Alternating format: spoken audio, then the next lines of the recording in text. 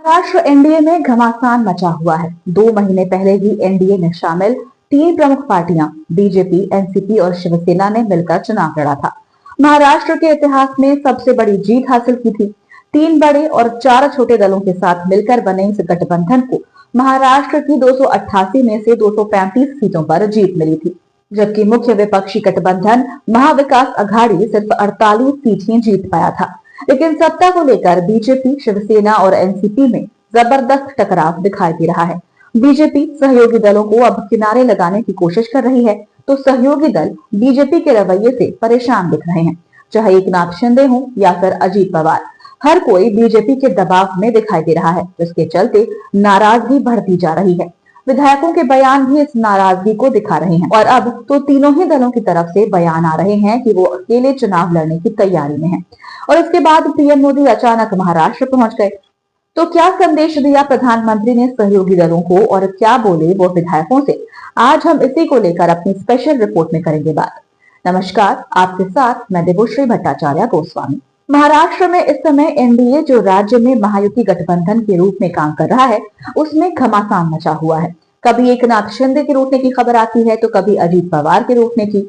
इस समय अजीत पवार और देवेंद्र फडणवीस के बीच ठनी हुई है और मुद्दा बने हुए हैं एनसीपी विधायक और फडणवीस सरकार में मंत्री धनंजय मुंडे पर अपने ही जिले के एक सरपंच की जान लेने की साजिश रचने और ठगी के आरोप लगाए जा रहे हैं। फडणवीस की तरफ से दबाव बनाया जा रहा है कि मुंडे इस्तीफा दे देंगे। मुंडे एनसीपी कोटे से मंत्री हैं, इसलिए फडणवीस अजीत पवार पर दबाव बना रहे हैं कि वो मुंडे को इस्तीफा देने के लिए कहें।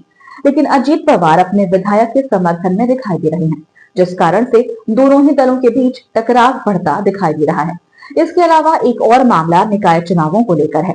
बीजेपी की तरफ से साफ ऐलान कर दिया गया है कि निकाय चुनाव जिनके मई में होने की संभावना जताई जा रही है, उसमें बीजेपी अकेले मैदान में उतरेगी।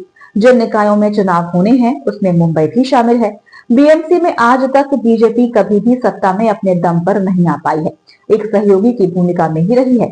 दूसरी बात, उद्धव के गुट वाली शिवसेना यहाँ पिछले 35 साल से सत्ता में है। शिवसेना में विभाजन हो गया है, लेकिन मुंबई में आज भी उद्धव गुट की शिवसेना का दबदबा दिखाई दे रहा है।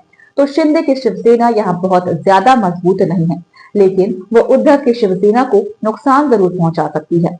और शायद यही कारण है कि बीजेपी शिंदे को इस्तेमाल तो करना चाहती है, लेकिन उन्हें आगे बढ़ने से रोकने की कोशिश में भी जुटी हुई है।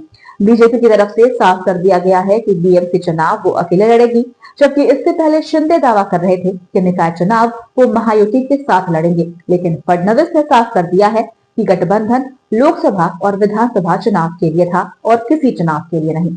इसके बाद से शिंदे, अजीत और बीजेपी के विधायकों के बीच लगातार ऐसे बयान सामने आ रहे हैं जिससे गठबंधन कमजोर पड़ता दिख रहा है। इसके बाद पीएम मोदी महाराष्ट्र पहुंच गए और तीनों ही दलों के नेताओं से उन्होंने मुलाकात की है। पीएम मोदी ने एनडीए में मची आपसी खींचतान पर चिंता जताई। उन्होंने विधायकों से कांग्रेस की मौजूदा स्थिति को लेकर उससे सीख लेने को कहा है।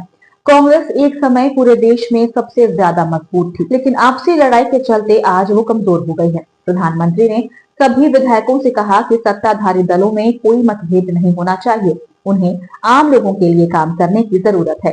तीनों ही दल तालमेल बैठाकर काम करें।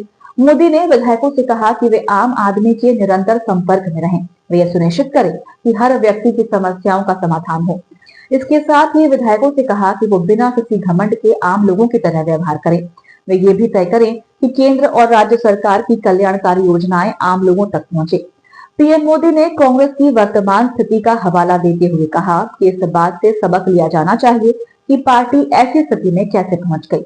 इसलिए महायुति के विधायकों को विपक्ष के साथ जुबानी जंग में नहीं पड़ना चाहिए, बल्कि उन्हें अपने काम से जवाब देना चाहिए। मोदी ने कहा कि 11 साल पहले मैं गुजरात का मुख्यमंत्री था, तब महाराष्ट्र नवनिर्माण सेना अध्यक्ष राज ठाकरे ने गुजरात का दौरा किया था। राज ठाकरे गुजरात के विकास और अन्य परियोजनाओं के बारे में जानने के लिए गए थे। महायुति के विधायकों को भी जहां कहीं संभव हो ऐसे ही अध्ययन दौरे करने चाहिए, ताकि वे अपने क्षेत्र में भी उसी तरह के काम को लागू कर सके। बैठक में निर्दलीय विधायक रवि राणा भी पहुंचे हुए थे। उन्होंने राहुल गांधी पर तीखा हमला किया। उन्होंने कहा कि कांग्रेस नेता की पार्टी सत्ता में रहते हुए कोई भी काम पूरा करने में असफल रही।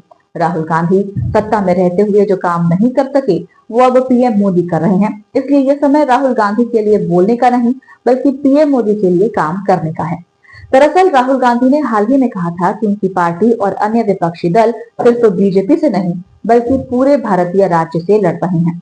नरेंद्र मोदी का विधायकों के साथ मिलना ये बता रहा है कि महाराष्ट्र एनडीए में कुछ भी ठीक नहीं है, क्योंकि नरेंद्र मोदी आमतौर पर किसी राज्य के दौरे पर जाते हैं तो वहां वो एनडीए के टॉप नेताओं के साथ भी बैठक नहीं करते, लेकिन महाराष्ट्र में वो विधायकों के साथ बैठक कर रहे हैं, जिससे ये साफ संकेत मिल रहे हैं कि महायुति में कुछ भी ठीक नहीं है। शिंदे और अजीत पवार की नाराजगी की खबरें अभी भी आ रही हैं, क्योंकि सरकार में उनकी बिल्कुल भी चलती नहीं दिख रही है। शिवसेना की नाराजगी का अंदाजा तो इसी बात से लगाया जा सकता है कि उनके कोटे के कई मंत्रियों ने तो विभागों का काम ही संभालने में 20 से 25 दिन का समय ले लिया। खुद शिंदे ही विभाग का काम संभालने को तैयार नहीं थे, क्योंकि वो जिस मंत्रालय पर दावेदारी कर रहे थे उसे फडणवीस ने या तो अपने पास रख लिया या फिर अजीत पवार के हवाले कर दिया। दूसरी तरफ अजीत पवार के गुट के मंत्रियों की नाराजगी अलग है, क्योंकि अजीत को वित्त मंत्रालय तो मिल गया, लेकिन दूसरे महत्वपूर्ण मंत्रालय बीजेपी ने अपने ही पास रख लिए। इसके चलते महायुति गठबंधन में दरार की खबरें लगातार सामने आ रही हैं, लेकिन अभी सरकार बनी है और बीजेपी के सहयोगी दलों को भी इस बात का एहसास है कि अगर वो चाहे भी तो भी बीजेपी की सरकार नहीं गिरा सकते। अगर शिवसेना और एनसीपी दोनों ही एक साथ सरकार से बगावत कर दे तो भी बीजेपी अपनी सरकार को बचाने में कामयाब हो जाएगी, क्योंकि शिंदे को पता है कि उनके एनडीए से निकलते ही उद्धव ठाकरे की शिवसेना की एनडीए में एंट्री हो सकती है। बीजेपी को बहुमत का आंकड़ा पार करने के लिए सिर्फ 13 विधायकों की जरूरत है और उद्धव की पार्टी के पास 20 विधायक हैं। लोकसभा में भी बीजेपी को कोई अंतर नहीं आएगा, उल्टा ये संख्या बढ़ ही जाएगी, क्योंकि शिंदे की शिवसेना के पास 7 तो शिवसेना यूबीडी के पास 9 सांसद हैं और इसी के चलते बीजेपी अपने सहयोगी दलों की नहीं सुन रही है। तो आपको हमारा ये वीडियो कैसा लगा, हमें कमेंट करके अपनी राय जरूर दीजिएगा। अगर आप ये वीडियो फेसबुक पर देख रहे हैं तो हमारे पेज को लाइक करें, और अगर आप ये वीडियो यूट्यूब पर देख रहे हैं तो हमारे चैनल को सब्सक्राइब करना ना भूलें, और देखते रहिए द धाकड़ न्यूज, और बेल आइकन दबाना ना भूलें। तो आपको हमारा ये वीडियो कैसा लगा, हमें कमेंट करके अपनी राय जरूर दीजिएगा। अगर आप ये वीडियो फेसबुक पर देख रहे हैं तो हमारे पेज को लाइक करें, और अगर आप ये वीडियो यूट्यूब पर देख रहे हैं तो हमारे चैनल को सब्सक्राइब करना ना भूलें, और देखते रहिए द धाकड़ न्यूज, और बेल आइकन दबाना ना भूलें। तो आपको हमारा ये वीडियो कैसा लगा, हमें कमेंट करके अपनी राय जरूर दीजिएगा। अगर आप ये वीडियो फेसबुक पर देख रहे हैं तो हमारे पेज को लाइक करें, और अगर आप ये वीडियो यूट्यूब पर देख रहे हैं तो हमारे चैनल को सब्सक्राइब करना ना भूलें, और देखते रहिए द धाकड़ न्यूज, और बेल आइकन दबाना ना भूलें। तो आपको हमारा ये वीडियो कैसा लगा, हमें कमेंट करके अपनी राय जरूर दीजिएगा। अगर आप ये वीडियो फेसबुक पर देख रहे हैं तो हमारे पेज को लाइक करें, और अगर आप ये वीडियो यूट्यूब पर देख रहे हैं तो हमारे चैनल को सब्सक्राइब करना ना भूलें, और देखते रहिए द धाकड़ न्यूज, और बेल आइकन दबाना ना भूलें।